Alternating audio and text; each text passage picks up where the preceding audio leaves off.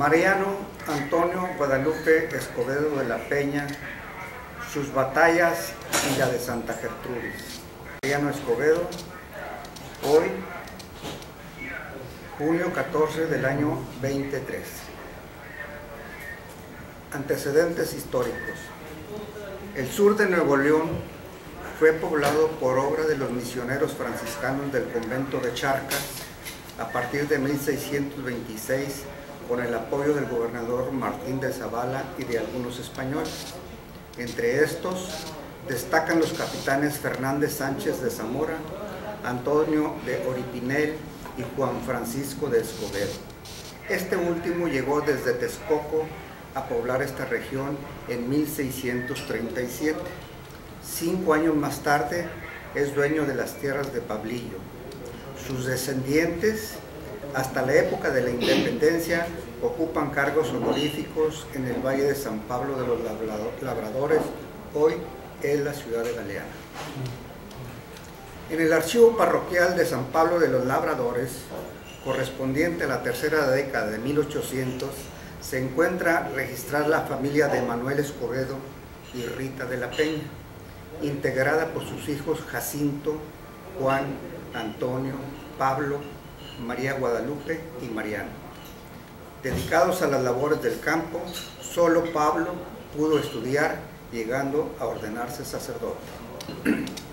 Mariano nació el 16 de enero de 1826, bautizado con el nombre de Mariano Antonio Guadalupe Escobedo de la Peña. Aprendió sus primeras letras al lado de la maestra Apolonia, con quien adquirió los conocimientos elementales de escritura y aritmética. Su juventud la dedicó al cultivo de la tierra y a la arriería, conduciendo recuas a Monterrey, tiempo en que se inició la invasión de los americanos. Esa es la casa, como está ahora, de Mariano Escobedo. Arrieros somos. La batalla de Monterrey. La arriería fue una de las más importantes actividades para el desarrollo económico del país. Bajando, lo que estamos viendo ese cuadro, un arriero por la ciudad de Guanajuato. El costo al consumidor por la transportación representaba el 40% del total del producto. La batalla de Monterrey. Los hombres de México se aprestan a la defensa de la patria y los hijos de Galeana, Iturbide y Rayones, al mando de Francisco Salazar, marchan a Monterrey, donde el joven Mariano Escobedo inició su vida militar como simple soldado. Participó en varias acciones militares, regresando a Galeana al capitular las fuerzas nacionales. Este es un grabado que tengo yo el honor de tenerlo en la casa. Tengo 3 de una colección de 37 que accidentalmente yo adquirí en México. Tengo nada más 3.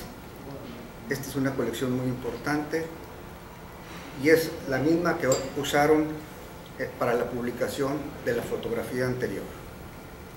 Después de los combates en Palo Alto y en la resaca de La Palma frente a Matamoros, Tamaulipas, en mayo de 1946, donde es derrotado Mariano Arista, el general Taylor se dirigió a Monterrey, Nuevo León.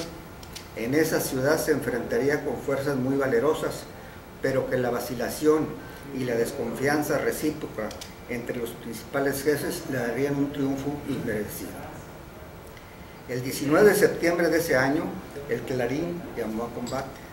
Las milicias populares y el ejército regular pelearon sin resuello durante 4 días, hasta que el general en jefe, Pedro Ampudia, decidió firmar la capitulación.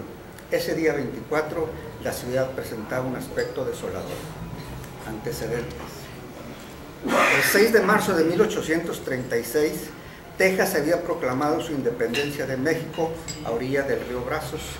Santana asalta y toma el fuerte El Álamo en San Antonio, Texas. En abril es tomado preso en San Jacinto y obligado a reconocer la independencia de ese estado.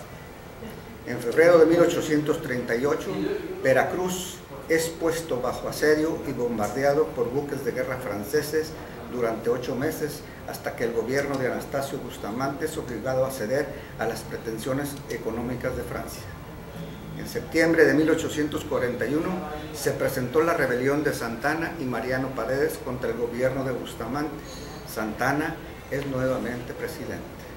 En noviembre de 1844, el general Paredes se levanta en Guadalajara para derrocar a Santa Anna. En diciembre, una revolución constitucionalista apoyada por la Suprema Corte, el Congreso y el Ayuntamiento de la capital, impone al general José Joaquín Herrera como presidente de la República. Texas pide su anexión a Estados Unidos. La invasión americana. En 1845, el presidente James Polk pretende comprar California para tratar de evitar la guerra. El general Paredes prepara un nuevo golpe y se inicia una conspiración monarquista orquestada por Lucas Alamán, Mariano Paredes y el ministro español Bermúdez de Castro para que un rey Borbón gobierne México. El presidente Herrera confía en el honor y patriotismo de Paredes y pone en sus manos un ejército de 12,000 hombres para ir a apoyar al general Arista en la frontera y detener el avance de las tropas del general Zachary Taylor. Entre febrero y diciembre de 1845, el proceso de anexión de Texas a los Estados Unidos, México lo consideró como un motivo de guerra. Zachary Taylor recibe órdenes de movilizar tropas hacia el río Nueces en Corpus Christi, Texas, que es la que vemos allá arriba. En noviembre, el presidente José Joaquín Herrera ordena a Paredes avanzar hacia el norte, pero desgraciadamente desobedece. El 29 de noviembre, Paredes le exige su renuncia al presidente Herrera y en lugar de defender a la patria, Mariano Paredes avanza hacia México para dar un golpe de Estado. El ejército de reserva, estacionado en San Luis Potosí, tenía un valor estratégico: apoyar las operaciones del Ejército del Norte, que desde Matamoros custodiaba la línea del río Bravo, pero lo dejó totalmente desprotegido. El 29 de diciembre de 1845, Texas se anexiona oficialmente a los Estados Unidos. El 30 de diciembre de ese mismo año, Paredes y Arriñaga dan el cuartelazo en la Ciudad de México y al día siguiente Paredes entró victorioso a la capital. En 1846, Paredes es nombrado presidente interino de México y por temor desarticula el ejército que había armado. El 28 de marzo de 1846, Taylor acampa a orillas del río Bravo, el Cerro de las Campanas. Batallón Primero de Nuevo León estaba integrado por gente de la región de Monterrey, integrado por hombres de todas clases sociales, artesanos, campesinos, hasta el hijo mayor de Manuel Z. Gómez, gobernador de Nuevo León. Su comandante, el coronel Miguel Palacios, nombrado oficial preboste por el general Mariano Escobedo para custodiar a los reos y conducirlos al patíbulos. Ellos fueron los que fusilaron a los soldados franceses en San Jacinto y 4 meses después el emperador Maximiliano de Habsburgo en el Cerro de las Campanas el 19 de junio, es decir, dentro de 5 días de 1867. El segundo de la derecha, ahí con la flecha,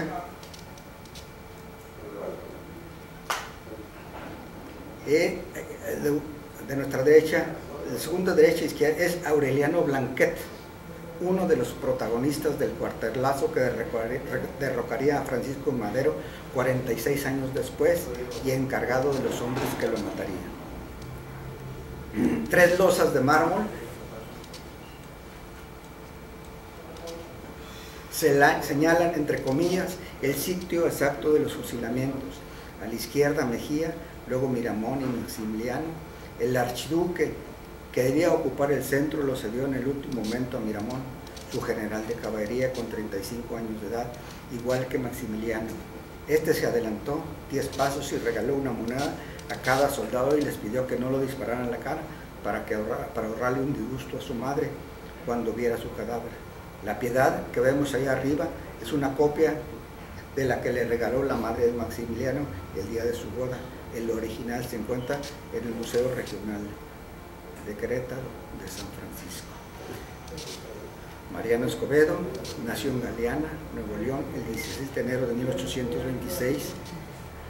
En 1846 se adhirió a las milicias populares para convertir la invasión de Estados Unidos en Monterrey, Coahuila, como soldado raso, lo cual sería la primera acción de armas de su larga carrera militar, una de las más brillantes en la historia nacional.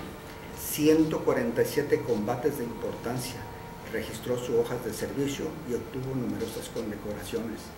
En 1855, al frente de una compañía, se incorporó al ejército liberal durante la Revolución de Yutra contra Santana. Participó en numerosas acciones en la Guerra de Reforma y contra la invasión francesa, destacándose en la batalla del Puebla del 5 de mayo y en la de Santa Gertrudis en Tamaulipas. Fue el comandante del sitio de Querétaro, donde venció a las tropas de Maximiliano. Luego fue comandante general de la zona del norte y en 1870 resultó electo gobernador de San Luis Potosí, donde reveló sus dotes de administrador. Combatió a las fuerzas que se alzaron contra la reelección de Juárez y tras la muerte de quien fuera su jefe máximo, ocupó en 1876 el Ministerio de Guerra con el presidente Lerdo de Tejada. Al triunfar Porfirio Díaz, salió al exilio en 1878 para organizar de Estados Unidos la rebelión contra el gobierno porfirista. Fue derrotado y conducido a prisión en Monterrey, pero gracias a sus antecedentes fue liberado y se incorporó al Congreso General como diputado, cargo que ocupó hasta 1902, año de su muerte.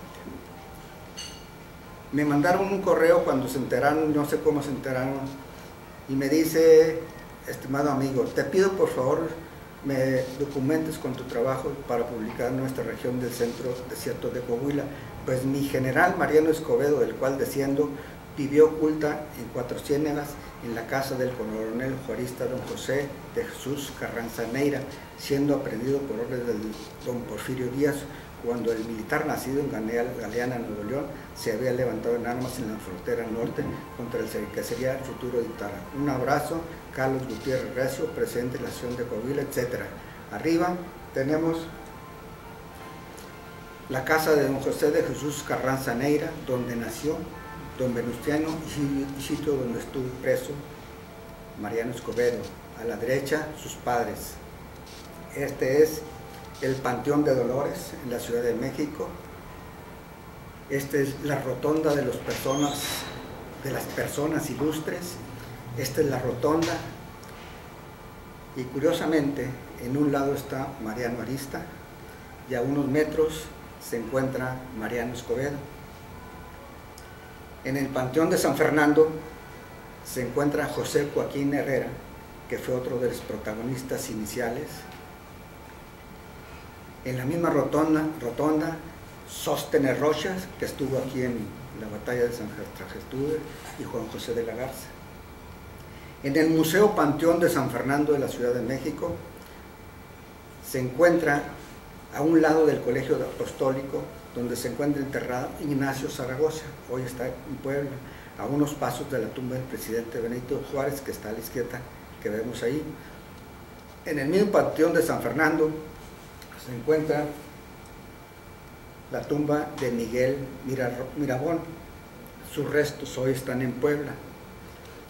A 15 metros se encuentra Tomás Mejía. A otros metros, pero en la rotonda, se encuentra Jesús González Ortega, y en el Panteón de San Fernando se encuentra Melchor Ocampo, y abajo Miguel Lerdo de Tejada. En el mismo Panteón de San Fernando se encuentra la tumba de Benito Juárez, a donde tenemos aquí la inscripción que también se encuentra la esposa de don Benito Juárez. Y en el Panteón de Tepeyac, allá arriba, cerquita de la Virgen de Guadalupe, tenemos al excelentísimo general don Antonio López de Santana, ¿sí?, junto con su serenísima señora Dolores Tosta, segunda esposa de don Santana. Asistimos a una alumbrada el 2 de noviembre del año 2012 en el Panteón de San Fernando, en representación de la Batalla de Puebla, como homenaje. En la Cueva del Tabaco, lugar donde se ocultaron los archivos de la nación, cuando el presidente Benito Juárez García peregrinaba por el norte de México durante la invasión francesa. Duraron ocultos alrededor de 3 años. Se encuentra ubicada a 7 kilómetros de la población El Gatuño, hoy Congregación Hidalgo, en el municipio de Matamoros, Coahuila. El autor hace un poema épico republicana y dice, no lo voy a leer todo: acosada nuestra patria por presiones extranjeras, fue Francia entre las primeras que la amenaza cumplió. La República usurpó imponiendo al Duque de Austria. Aquí tienen toda la poesía que se les voy a entregar a la mano, y esto fue hecha por Matías Rodríguez Chihuahua, expresidente nacional, ¿sí?, de cronistas historiadores de la República Mexicana. Víctor Hugo escribió en junio de 1867 a don Benito Juárez, presidente de México, diciéndole: México se ha salvado por un principio y por un hombre. El principio es la República, el hombre sois vos. Muchas gracias.